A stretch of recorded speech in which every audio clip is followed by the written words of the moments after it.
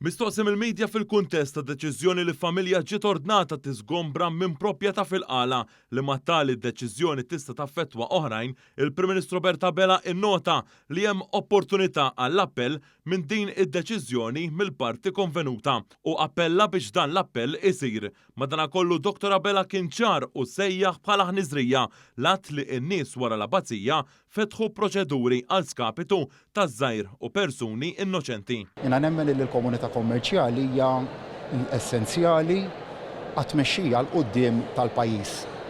Però meta jkollok spekulaturi illi bħalmet jagħmlu f'dan il-każ tramite l-abbazzija, illi l-flus tagħhom jew l-multimiljuni tagħhom irridu jagħmluhom għaskaptu ta' persuni innoċenti nsejħilhom jiena għaskaptu ta' żgħir illi qed jippruvaw jagħmlu iktar miljuni billi jieħdu r-residenzi tan-nies li probabbilment ikunu l-uniku esit illi għandhom mhux aċċettabbli dak. Dawn huma ħniżrijiet u ma niddejjaqx nuża din il-kelma ta' numru ta' nies illi qegħdin jitħanżru għaskaptu ta' żgħir. Jintħalt ġewwa djar ġewwa n-natur li potenzjalment jistgħu jintlaqtu minn azzjonijiet simili u rajt nies jibku.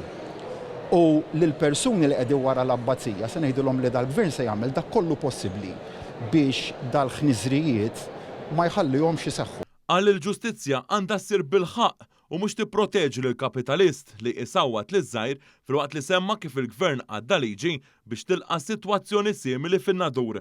Fu l-fondazzjoni in kwistjoni l-Arċisqof ta' Malta Charles Scicluna kien jaħtar rettur iżda ftit ta' snin ilu irrinunzja il-kontroll fuqha għas-somma ta' 200,000 euro.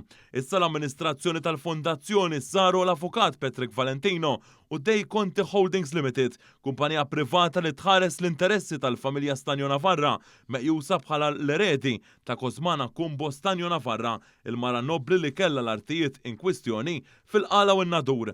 Issa li l-Arċidjoċesi maċ għandha kontroll ta' din il-medda ta' art kbira, persuni li jgħixu fuqha u bdiewa fost oħrajn jinsabu f'riskju li jitilfu l-art li ilhom jgħixu fuqha jew jaħdmuha kif fil-fatt ġrala familja fil-qala.